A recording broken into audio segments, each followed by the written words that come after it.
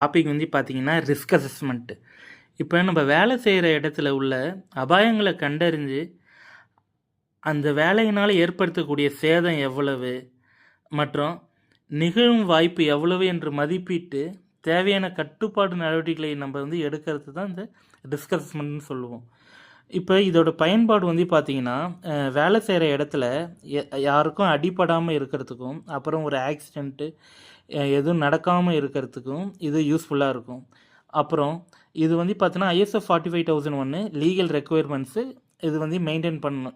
எந்த ஒரு activity start பண்ணுறதுக்கு முன்னாடி இந்த டாக்குமெண்ட் மெயின்டெயின் பண்ணணும். அதுக்கப்புறம் இப்போ நம்ம ஏதாவது ஒரு எக்யூப்மெண்ட்டோ இல்லை என்விரான்மெண்ட்டோ வந்து பார்த்திங்கன்னா, இப்போ நம்ம இது அசஸ் பண்ணுறதுனால இதை சேஃப்கார்ட் பண்ண முடியும். அதுக்கப்புறம் ஒர்க் லொக்கேஷனில் நம்ம ஒரு சேஃப்டி கல்ச்சர் வந்து நம்ம வந்து ரெடி பண்ண முடியும். அப்புறம் இப்போ இதில் 5 ஸ்டெப்ஸ் ஆஃப் ரிஸ்க் அசஸ்மெண்ட் இருக்குது.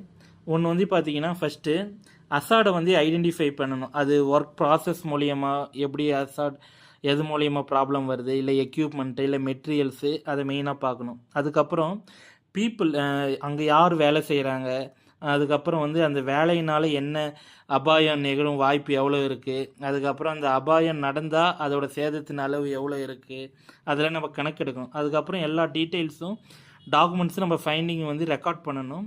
ஒன்ஸு ரெக்கார்ட் பண்ணதுக்கப்புறம் இன்கேஸ் ஏதாவது ஒரு இன்சிடெண்ட் ஏதாவது ஆச்சுனாலோ இதை வந்து நம்ம வந்து ரிவ்யூ பண்ணி திருப்பி அப்டேட் பண்ணணும்.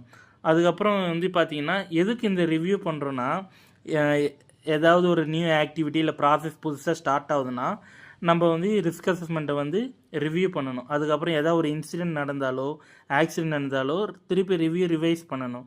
அப்புறம் எக்யூப்மெண்ட் சேஞ்ச் ஆனாலோ எனி கெமிக்கல்ஸ் ஏதாவது நியூ கெமிக்கல்ஸ் ஒர்க் ப்ராசஸில் எது இன்வால்வ் ஆனாலும் நம்ம வந்து இதெல்லாம் பார்க்கணும்.